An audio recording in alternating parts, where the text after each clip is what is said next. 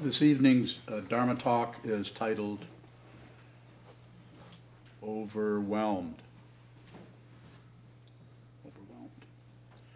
This was suggested by a friend of mine up in Minneapolis by the name of Eric. I won't give you his last name. That way you can't track him. You can't track him down. Overwhelmed. It's a good topic. It's an interesting word. We all use that on occasion. Feel so overwhelmed. So that probably comes with each person. That's going to be a different level of distress, a different level of frustration, a different level of, you could say, helplessness. And of course, there are ways that if you look around, there's apps to cover everything. YouTube and everything else will help you to deal with it. Yoga, Tai Chi, just on and on and on. And not incorrect. They may and they may not work depending on what your situation is that makes you feel in a way that you would even use such a word as overwhelmed. Is there a word called whelmed? I'm just whelmed. Yeah. No big deal. Underwhelmed. So overwhelmed. I don't know. I didn't look up what that was about. So there's a relative way of actually approaching that to cover it up. Sometimes that's an approach that could be workable. There's the approach of taking that anxiety or that difficulty and finding some other way to harness it or express it or find some kind of a vent where we can get rid of it. And again, I'm not saying that any of those ways are incorrect or inappropriate. But from the point of view of this practice, this teaching, where we're working with strengthening the awareness to see fundamentally what is true, you may not want to cover that up. This doesn't mean at all that this is going to be easier by looking at it. So the main difficulty happens when we have an intense feeling, anxiety, being overwhelmed, being overtaken by maybe circumstances. You could feel overwhelmed when not much at all is happening, just some kind of anxiety. But if the situation you're in is bringing about some kind of intense amount of energy that's coming towards you, that you're reacting to, or you're feeling is upsetting you, wearing you out, causing you to go in circles, then from the point of view of awareness practice, a way to work with that is not so much to grapple with that or try to push it down or try to get rid of it or try to explain it or any kind of manipulation on it, but rather to see fundamentally what it is. And that's difficult because the thinking mind wants to do something. We want to find out what caused it. We would even say as soon as we begin to feel overwhelmed, we immediately come up with additional discursive elaborations around what that is. Why am I doing this? Why am I feeling this way? Why can't I get rid of this? Here I go again. Oh no, here it is again, and so on. So what's being recommended from the point of view of an awareness practice, if in fact you're doing an awareness practice, which I highly recommend, which means sit down and watch what moves. You might say, well, aren't we doing that all the time? Not actually. What we're doing is whatever's moving, thought patterns, emotions, ideas, feelings, all the six sense feels, sound, smell, taste, touch, where we're receiving. In the thought process, we're actually producing. We're not only receiving what's happening, we have a comment on everything. And we do it all day long, overwhelmed or not. We're always commenting on everything that's arising. Everything that comes towards us, another person, a situation, an idea, coworkers, family, friends, so on. Very difficult to look at something and just receive what is in front of you without some kind of politics going on. Some kind of, I don't like it, I like it, it's good, it's bad, it shouldn't be there, it should be there, I'm so glad this happened. I feel so bad this has happened. What did I do to cause this? The constant commentary around what occurs. So the awareness practice of meditation is about seeing fundamentally clearly what it is without necessarily adding to it. And if you are adding to it, then it's also, as a practice, as the path quality of meditation practice, is seeing the way in which you keep adding. It's not about stopping the adding, although that might be the instruction initially, just to get your awareness to look at the way you continue to make up stuff around anything that occurs. Seeing something in its clear, to use the fancy word, pristine nature is very, very unusual for human beings. We gossip about everything. In here and out there. So the process seems to be to get more clarity around this and to deal with being overwhelmed, being upset, being anxious, and this even goes in the other direction of being depressed. Not that you can't take medication for depression, of course you can. And that may be all you'd have to do. Maybe you just need to walk more, take dancing lessons, play chess. You won a chess game by accident, right? Yeah. It's the best way to do it. It just happened to show up when I thought of, how are these people wasting time here? So the idea would be, the recommendation would be, if someone is feeling overwhelmed, feeling anxious, feeling upset, feeling put upon by the things out here or the things that are rising inside, our own emotions and reactions, what seems to be necessary to do, from how I understand it and how I have been taught, is to just receive. Whatever happens, receive. Whatever shows up, give it your attention. Give everything your attention.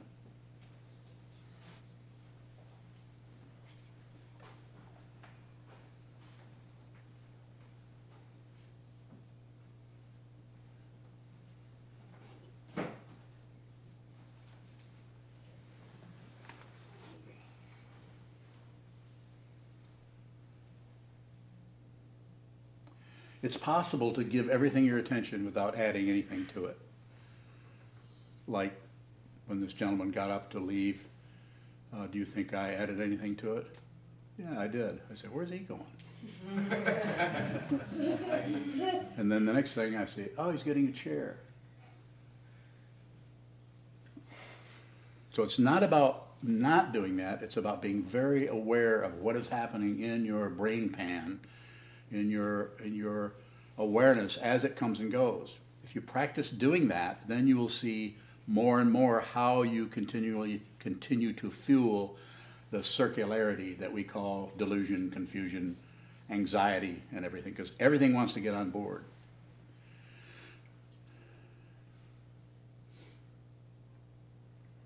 So the basic idea is that I say often, don't add, don't do the math, don't do any math.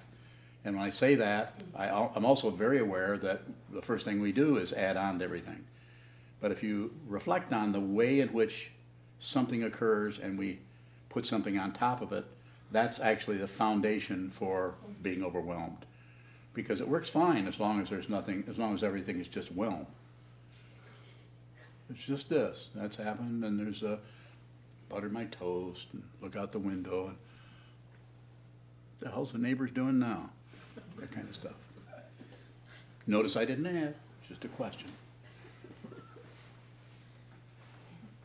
So if we train ourselves to watch what's moving, then when we do get into a situation where we're being put upon, we're being we get an emotional tsunami coming out of, as a common way of saying it, out of left field, out of nowhere, and we're overwhelmed by whatever it may be. Either it has content or it doesn't have any content. It's just difficult feelings all of a sudden without any apparent source through, and here I go into my bias, which is train your mind. Train the raw part of the mind where thoughts don't necessarily have any longevity. Train the awareness so that the thoughts can come in and they also can just as easily go. Because when thoughts come in, we tend to do something with them. If you object to it, if you agree with it, And if you ignore it, it's going to spin right in that spot right there and continue to go around and possibly give you more grief than you wish to have. But if you don't do anything but just watch it come, watch what moves, then it comes and it goes. It's astonishing. If you've been doing this all of your life and been stuck on your thought patterns, fixated on something, and then you can't shake away, you think, I don't want to think, I don't want that emotion, I don't like that, I don't like it. That very activity causes it to spin. Don't believe a word I say. Find out for yourself. This is not about believing anything. If you believe something, anything, you'll suffer.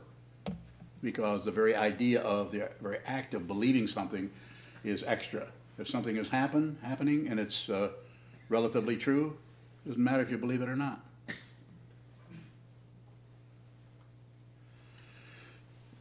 So by sitting down and watching, being very, having a very fundamental approach to how to work with the mind, which is just to observe what comes and goes. Watch the thoughts that come, the thoughts that go, they come and they go and they come and they go. Don't accept them, don't reject them, and don't look away. And in that way, the awareness or that area of the consciousness that is like an open space, it's like an open sky, your allegiance or your awareness starts to change its allegiance from that which arises in that space, like being attached to clouds, starts to change its allegiance over from the movement of the clouds, the emotions, the memories, the ideas, the hopes, the fears, from that over to the space in which that occurs. Nothing happens in that space. If you think it does, you'll suffer. And you may not suffer a lot. You may suffer just a little bit. So what seems to happen there when we start to get a little upset about something that somebody said, or something that's happening, or something we're afraid of something that's going to happen, the initial first thought, first feeling, first emotion is it's natural. It's part of being a living being. It's part of living in a three-dimensional, apparent world of cause and effect, relative truth. It's when we tack something onto it, extra. It shouldn't be that way. It's because they said this, they did this, somebody else did this, somebody caused this. I wouldn't be feeling this way if they hadn't said that, done that, whatever. So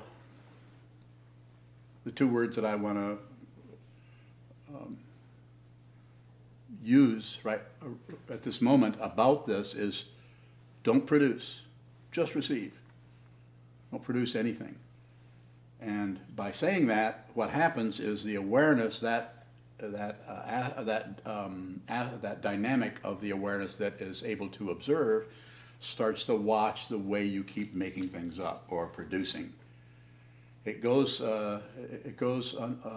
unobserved if you believe your thoughts or disbelieve your thoughts or reject your thoughts or ignore your thoughts. That will go unobserved, and the spinning will continue to go around, and you'll think there's just one thing happening. You're overwhelmed. And it might have content. It might have, you just lost your job, you have bills to pay, you have them all spread all over the dining room table, and you're just lost. In my case, that would just happen to my wife, because I don't do numbers at all. So by watching the way we add, it seems like there's something about that where you don't have to do anything about it.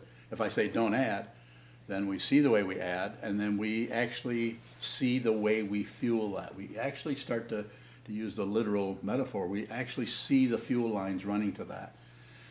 And there seems to be a way, and it's different with each person, where we can just back off on the energy that we are fueling that with.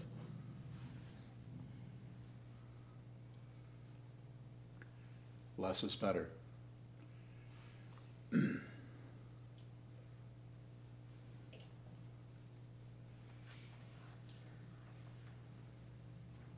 So what we're doing when we're just giving that feeling of being overwhelmed our attention, when we're just looking at that and we're not adding anything, we're not blaming anybody, we're not blaming ourselves, even though there's something right in front of us causing that. If there's someone right in front of you that is causing the overwhelm and you blame them, it's not that it's not relatively true. Of course it is. They're giving you a hard time. But if you do that, it tends to become circular. So how do we work with that? Well, what I'm saying here is just watch the way you add. Just watch the way you have a commentary. Just to watch the finger coming out of your awareness into somebody else's causing this.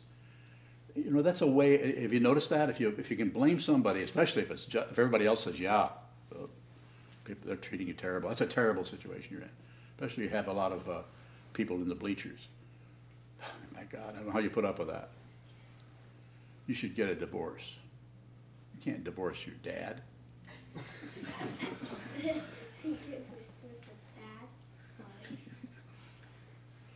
Apparently I'm reaching all age levels. But what you can do in any given situation where there seems to be an apparent cause, which could be relatively true, but it's your feeling. You're the one who's having the feeling. You're the one who's having the reactions, your feelings. So rather than go out here and after you receive this, rather than go out there and blame that, which is the expression part of it, don't express it. Something happens, it's obvious, it's the cause and effect is happening, so it isn't like you're turning away from that or denying it. But if you take your energy and go out towards the situation, this is what the very nature of warfare, to fight with that which is coming after you or attacking you. So don't receive, but don't necessarily express or go beyond that. Even in your own mind, don't necessarily go into any kind of a commentary or any elaboration on what's happening. Well, if they hadn't done this, well, if this would just settle down, if they just stop. From the point of view of Buddhism, this is a Dharma gate. This is a place where this is a kind of material that you need to work with. You're giving me permission to even talk to you at all, in order to transcend the polarity we call overwhelming. Something is overwhelming. Very difficult to do, and everyone has their own karma, their own body, speech, mind complex, some people have more difficulty with depression. Some people don't even know what that is. All they know is they get angry all the time. They're not too far apart. Passion, aggression, ignorance. So another thing that you can do, and there's no protocol for, if I were going to give a protocol for how to deal with this, I would say train your mind. Sit down, hold still, and watch that which gets overwhelmed. Don't necessarily try to not be overwhelmed. You might as well be going into a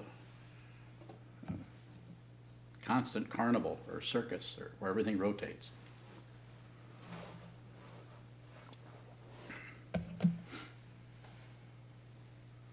So something you can do to help help ground you so that you can see more clearly the way in which you continue to make that wheel spin is to go to something that is fundamentally true and that is fundamentally not moving and is not making up stuff. How this feels, how this looks. Not the name of this, not the description, but the color, the shape, the texture, how this sounds. Actually listen to a sound without really knowing what it is. As soon as you hear something and as soon as you name it, you actually have separated yourself from that. And it's not about not doing that. Again, coming back to the same thing I said originally, it's about being aware that you're doing it. It's always about awareness. It's never about success and failure. That's a misunderstanding that the world is completely contaminated with everywhere. Yes, sir. If we're able to receive something in one of the senses without knowing what it is, are we still able to respond? Like that bench fell, or that's what the sound was, and then there's a response. How do you know it's a bench? I guess that's the question, is can you respond without knowing what's occurring. You might be able to respond even more accurately by knowing what it is, by not knowing what it actually was or caused. So there's no guarantee if you're speculating, if you're guessing at what it is. More?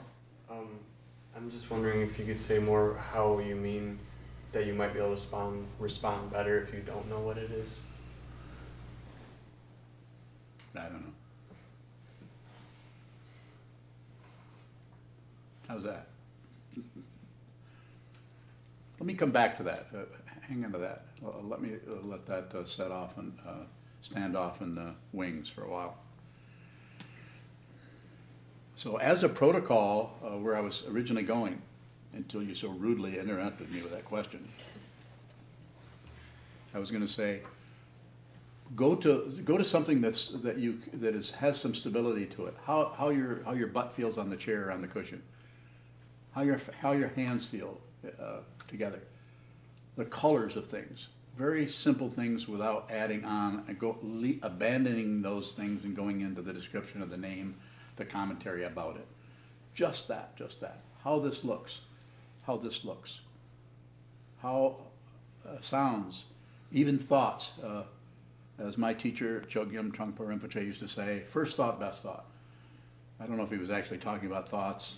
I'm not sure. I never checked with him on that. But it's just the basic first thing that appears is, if anything is trustworthy at all, which is doubtful. That's probably closer to the more accurate than some kind of speculation about that or abandoning that to go into some idea about that. I'm ready to answer your question, Tom. Yes. Did I answer it?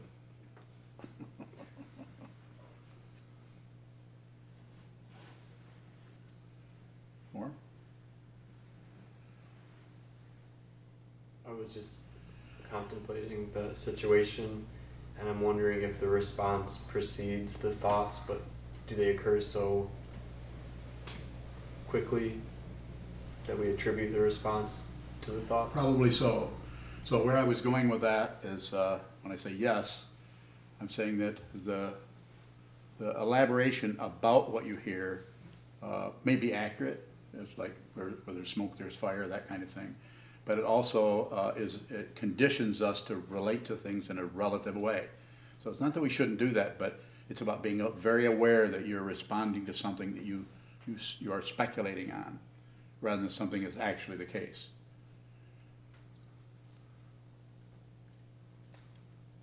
When we respond, not out of our speculation, is there somewhere where that response arises from? I think it's more environmental. I mean, I'm not saying it's not happening within this whole consciousness, this whole sensorium, but it's probably more, you're more with the environment rather than naming it or solidifying it or speculating about it or valuing one thing and devaluing something else. That was a good example, though, the bench falling over. Is that what happened? So you're right. And here I thought it was a roof caving in. Somebody hitting a drum somewhere. So it seems to be important, especially if you're a meditator, if you spend some time. Difficult to do this unless you're a meditator. Difficult to do it just as some kind of intellectual activity. But if you're training your mind, you're sitting down, holding still, and you're watching the thoughts come and go, and your allegiance begins to switch over from the objects that are arising over to the space in which they occur, to make it a simple metaphor. You're not abandoning the thoughts, it's just that you could use the word objectivity, or you're kind of depersonalizing that. And it's an interesting thing about depersonalizing something, it can feel even more personal because you're not adding any kind of propaganda, commentary, or elaboration to it. So it can feel more intense. Very, very confusing, can be. But using, let's say you're in a situation where you're using that word, overwhelmed, that it seems to be very important, especially if you're a meditator, very important to flash on the sense fields as they arise in their simplicity. Red tabletop.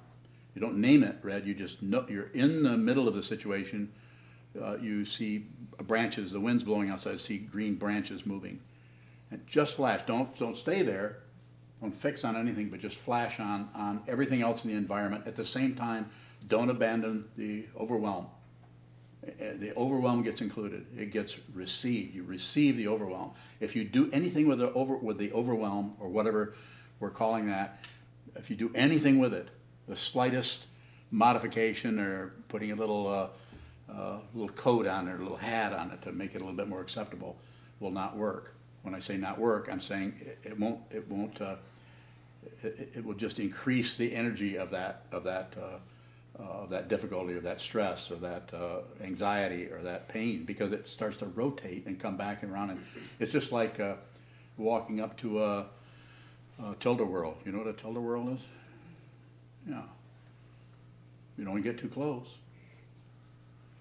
So it's that kind of a circularity that just magnetizes us and takes us right in to that. So how do we keep our distance, to use that kind of a image?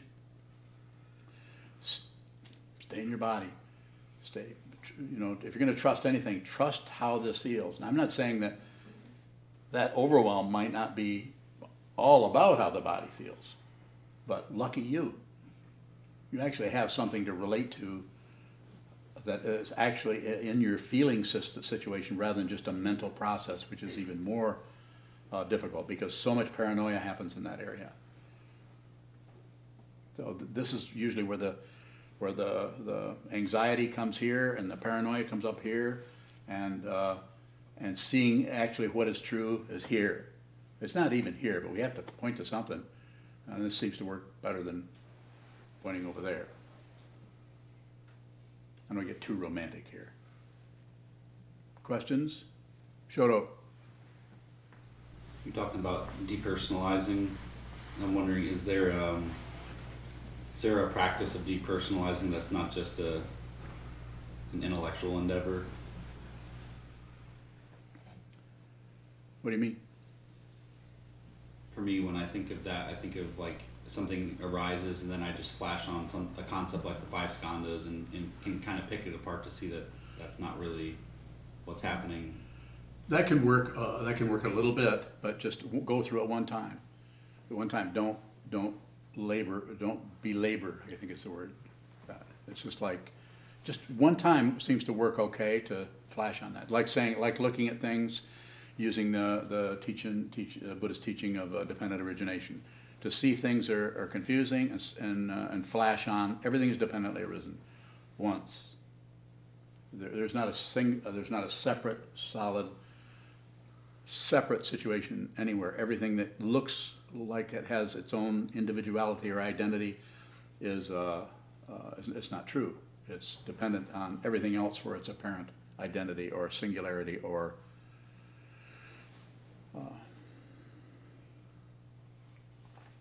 whatever else I was going to say. Yes. Is there a depersonalizing that's deeper than just flashing on one of those? Yeah. What is that? Don't think about it. I got a smile from somebody. Several of them. Don't think about it.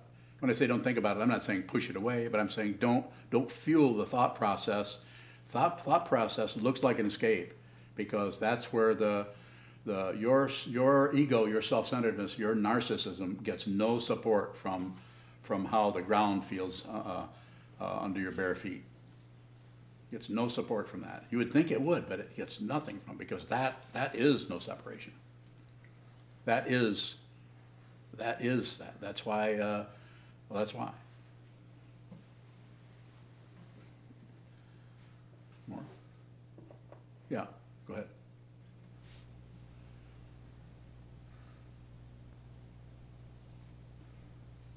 Does that, the example you used with feeling the ground underneath your feet, does that become self-centered when we start to relate to it in terms of somebody feeling that? It doesn't matter. I mean, it might, but it doesn't matter.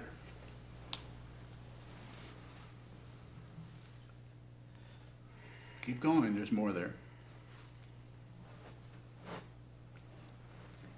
Why doesn't it matter? What does it mean to not matter? It means that to not belabor. You know, it comes up once, you look at it, and don't start to wring it dry, trying to get some kind of reference point out of it that will help you be rid of your overwhelm. Be overwhelmed. Actually, if you're actually relating to that appropriately, the name overwhelm won't even come up. You won't name it anything. If you're naming it something, then that's a way of distancing yourself from it, which may feel better relative for a short period of time, but it doesn't deal with the fundamental situation, which is coming out of ignorance, passion, aggression, and ignorance. And that's what has to be understood. At least that's how it looks here. That we have to actually have a willingness to be overwhelmed, to be what the word overwhelm is pointing to.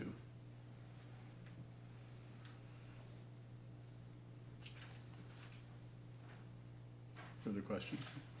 Juju. When an intense emotion arises that we could call being overwhelmed,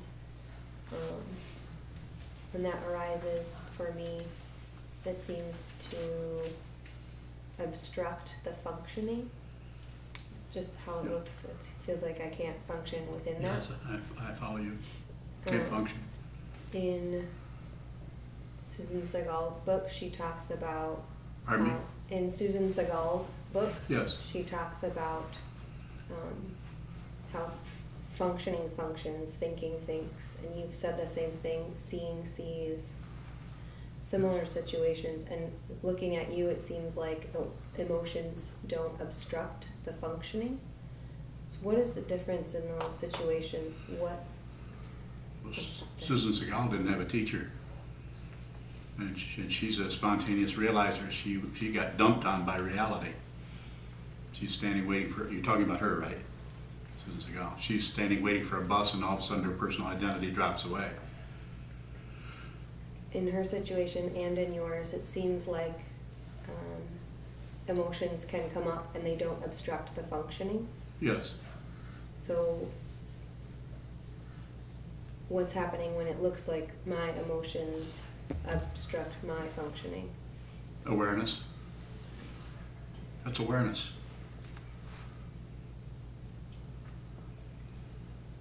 It's like only descriptively, this is not a judgment. It's like you're a half-baked muffin.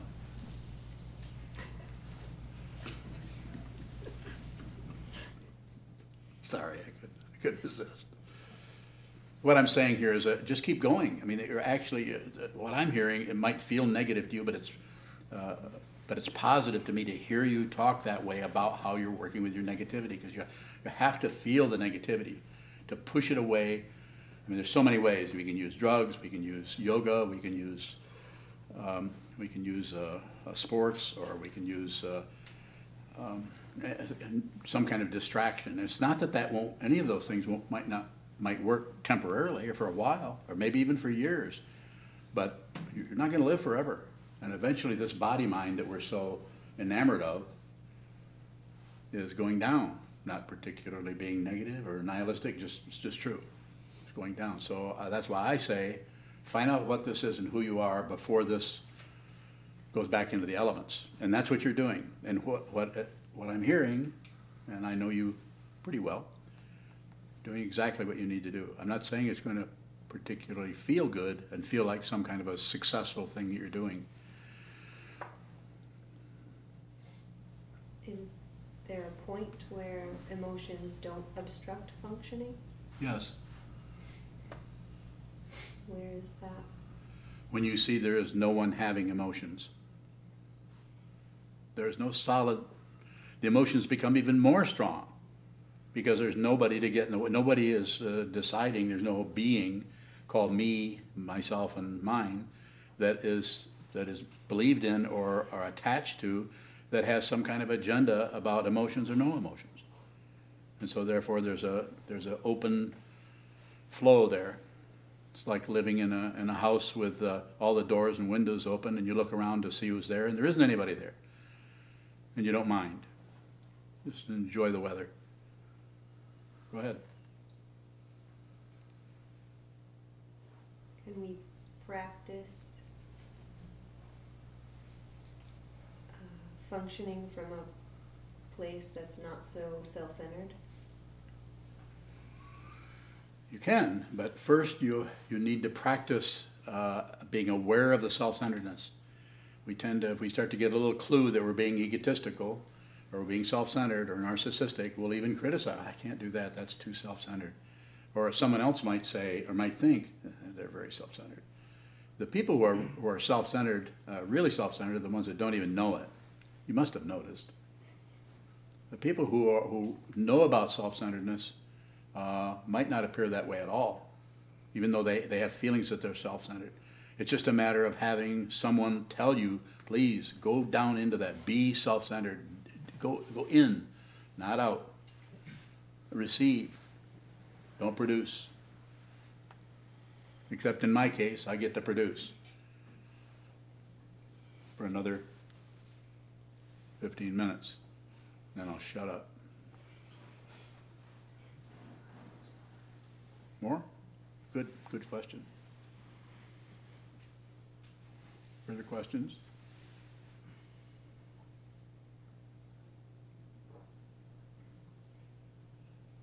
Goes on. When you were walking that way and you didn't know that he was going to turn and go get the chair, Yeah. and did a thought come up like, you said, where's he going? Or Yeah. did you think he might leave? That's what I was just saying. I said, where's he going? So that production was spontaneous? That production, very good question, that production was relative to what I saw happening. But there was nothing extra beyond that. More questions, go. So Come and get me.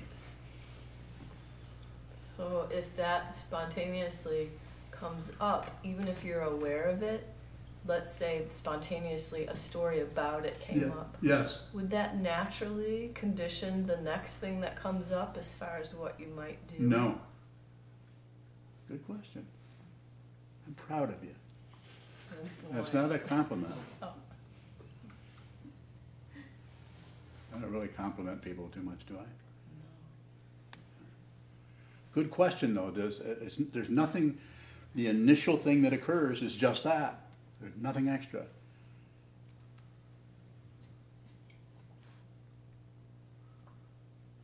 More about that? It's a good one. So what isn't an initial thing? What? What is not an initial thing? What is not an initial thing? Sleep. I'm not sure what you're asking. Well, the very next moment, the thing that arises, maybe relatively in relation to what's been going on, is another spontaneous thing. Okay. What's the question? So if you're observing that that's what's arising in mind, might it still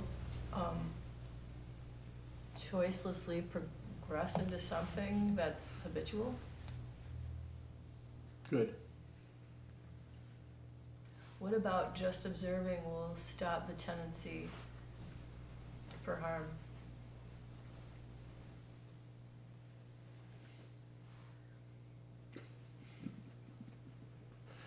Paraphrase your question. What is the benefit of just observing? You find out what is true beyond your ideas about it. More? How can you see beyond your ideas if you're seeing your ideas at the same time? There isn't any other way to do it. Bingo. Is that a name of a dog?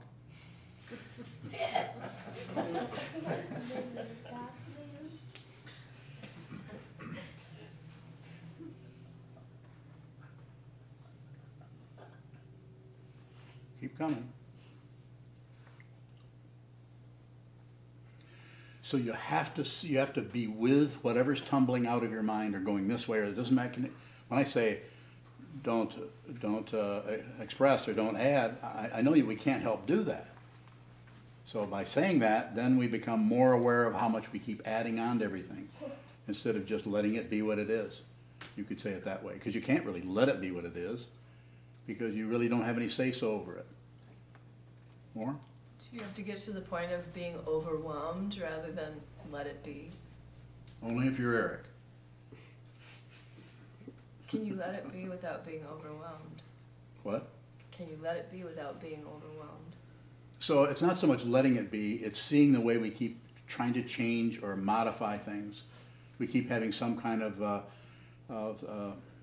requirements. We set up standards, very subtle standards about anything that's arising. And that's just a very subtle way of judging things. I guess my question was letting it. It seems like let it be. You can't really do that. That's the Beatles. We don't do You that. can't do that on purpose. They say That's it the a lot. 60s. Huh? They say it a bunch of times. I said it a bunch of times? No. Are you accusing me of something? No, the Beatles said it. In the song it says it a lot of times. Oh, This okay. is getting off track. Can you let it be? It seems like when you talk the way you talk or the way you teach, you can't let it be on purpose. It's not that easy. You can't just say, okay, I'm gonna let go. Or The only way you can let it be is to hang on. You have to see the way what you're hanging on. If you don't see intimately the way in which you cling to something out of fear, if you don't see that, then you will let go of it intellectually or conceptually, but not radically. Radical meaning root. You won't let go at the root. In order to let go at the root, you've got to look at the root. And if you look at the root, you don't even have to do anything, because it's so obvious, to put it in a straightforward description. It's so obvious you shouldn't hang on. It's like seeing a snake. Why would I hang on to a snake? So you don't have to, oh, let's see, this is a confusion, so I think I better let go of that. That's a story about me, and my stuff, and my success story. Rotates. It's called samsara, the wheel of life and death, success and failure. Go ahead. You already answered it. Huh? You already answered it. I did? Yeah, before I asked it. Boy, I'm just getting better and better. Yes, sir.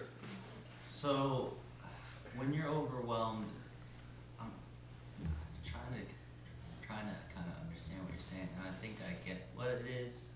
Are you saying like recognize it, feel it, accept it, and like just know that there are some things that are beyond your control, and just try to push forward?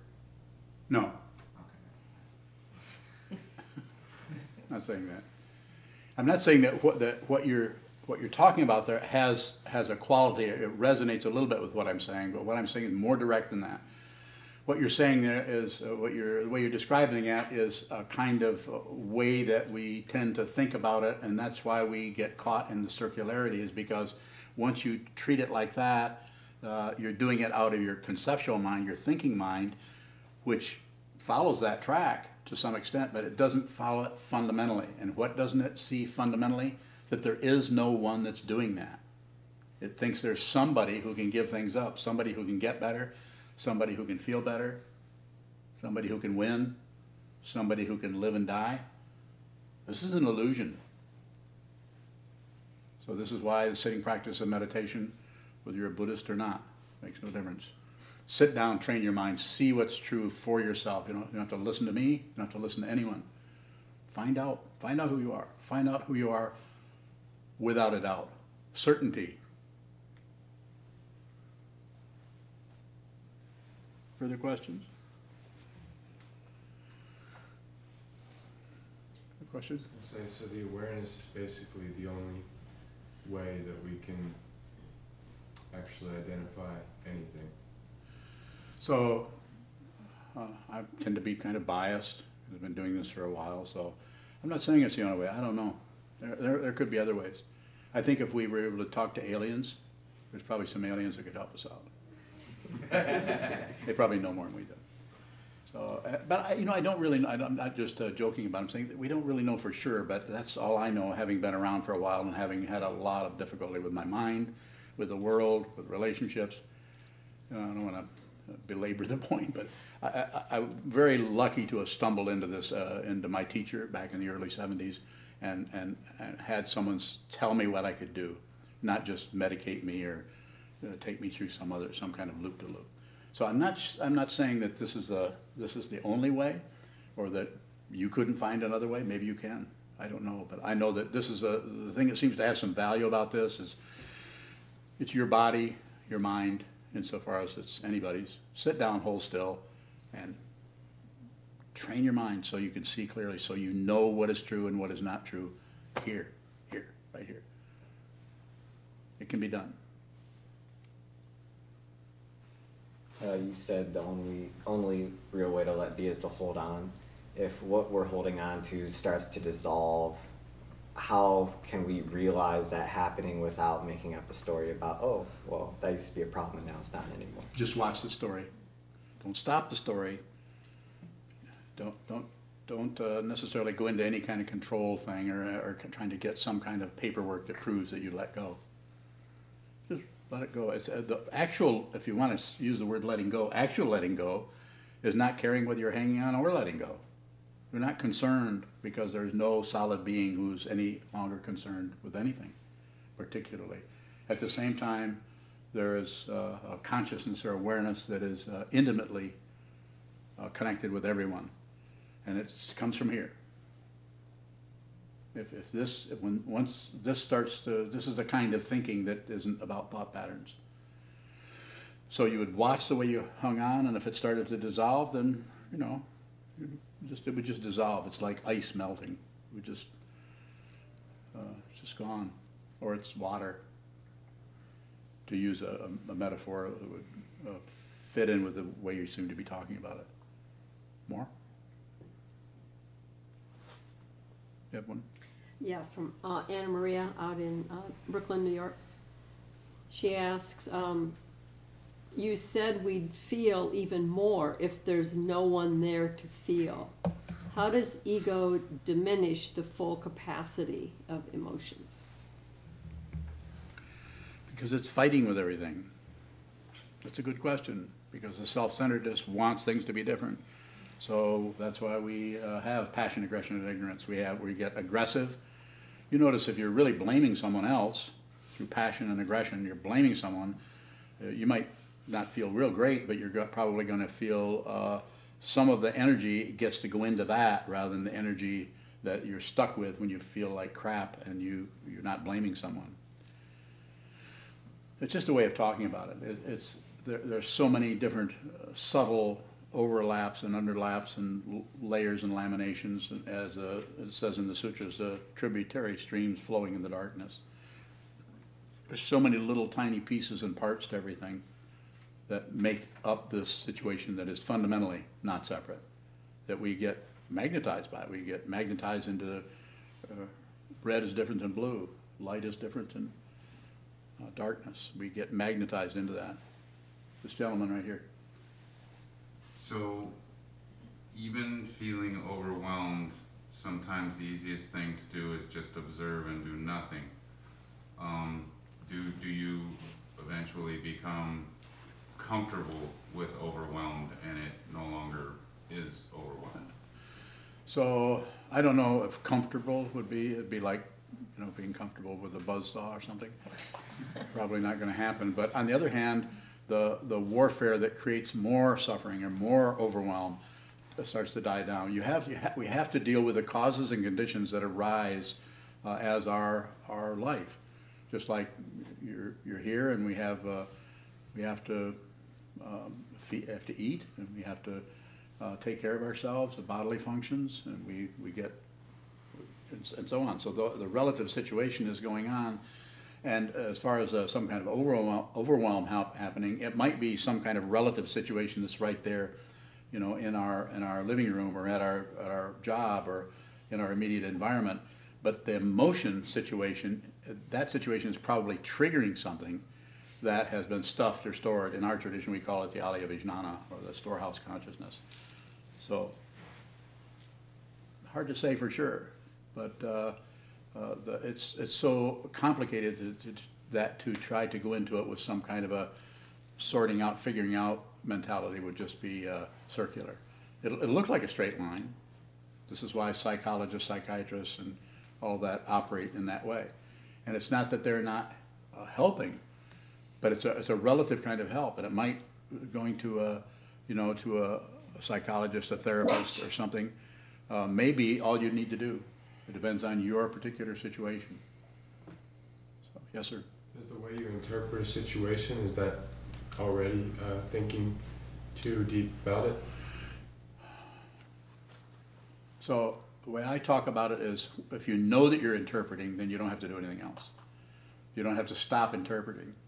You don't. If you know you're blaming, you don't actually have to stop blaming, because if you see that you're doing it, it starts to lose its energy, because it gets its fuel from the warfare part of it, the stress and the negativity that we dump onto it. So this is why meditation practice helps us live our life in a more uplifted and sane way. It can. There's no guarantee of anything. I know people who have meditated much longer than I have, and they're crazy as loons. Are loons crazy? Oh, bed bugs. They're crazy as bed bugs. They're not really crazy either, though. They got it going. They're in bed all the time. but I'm serious. I know people who have practiced lots and lots of practice, and I don't know what happens, but they function in a crazy way. So there's no guarantee. But yes. You said if you see it, then you don't need to do anything about it.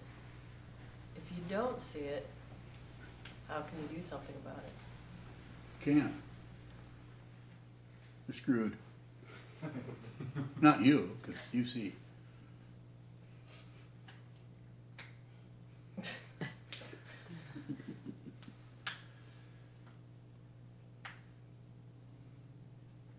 More? If you could, if it would be helpful to do something about what you don't see, even if it's not doing anything with it, how can you see what you don't see? You can't see what you don't see. You only see what you see. And quite often what you see is what you think you see rather than what you see. If you actually see what you see, then you're no longer seeing what you thought you saw. So then how can you see what you don't know that you don't see? Paraphrase that. How can you see what you don't see? Because you know you don't see it. If you know you don't see it, then you must have seen what you didn't see, or you wouldn't know that you hadn't seen it. But if that's what you're recommending, how can What? if that's what you're recommending, then how can you do that on the fly? Let's leave the flies out of this. If you weren't a monk, I would pick on you. You got it coming. You asked for it. Okay, so give it to me. I just did.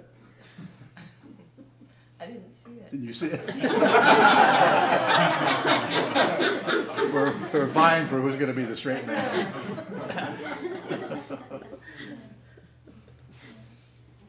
Further questions? One more question, if there is one.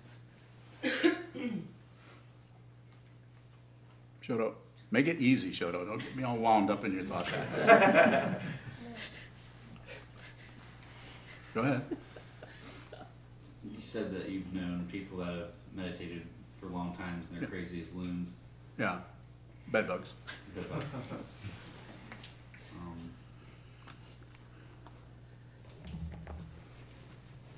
Can we catch ourselves if we're falling?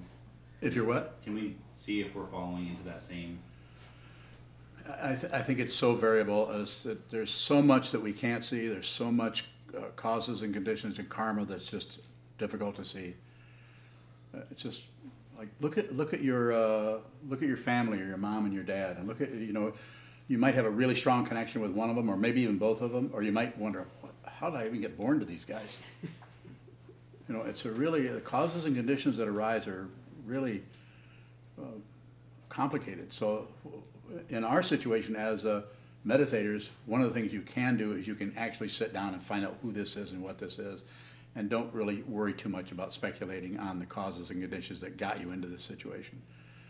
So if you do that, if you're sincere with yourself and you're genuine, and that genuineness, I don't mean genuine living up to some kind of ideal of genuineness. I'm saying don't miss your life. If there's kind of difficult things that are arising in your mind, don't cover them up with anything, with your ideas, opinions. Train your mind. I don't know how else to say it. Yes? Can we practice in a way that reifies the part of us that is missing our life? Well, you could. This is why we have a strong form. You could do it even with a strong. We have the Buddha, the Dharma, and the Sangha, the three jewels. The teaching, the person who was sane or not at war with anything, which is a way to talk about sanity. And the teaching that he taught, everything is dependently arisen. Nothing comes from its own side as a singularity or an identity or a person or an other. And the community, which is, this is a community for as long as it's here, other people who are practicing also. So use that form. I'm not saying there aren't other, like I mentioned before, I'm not saying there aren't other ways, but I don't know, maybe on Arcturus. Or probably in the rainforest. There's probably somebody down there who knows stuff. That's where the tree with its leaves underground and its roots in the sky. You heard about that, right? No? Thank you so much.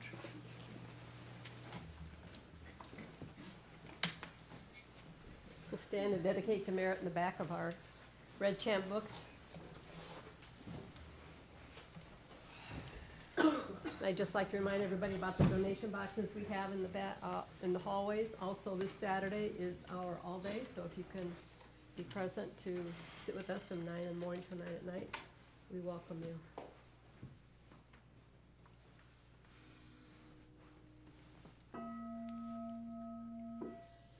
May the merit of this penetrate into all places, so that we and every sentient being together can realize the Buddha's way. Jio san shi shifu shi son bu sa moko sa moko ja-oro-mi. The 10 directions, the 3 worlds, all Buddhas, all venerable ones, Bodhisattvas, Mahasattvas, the great Prajna Paramita.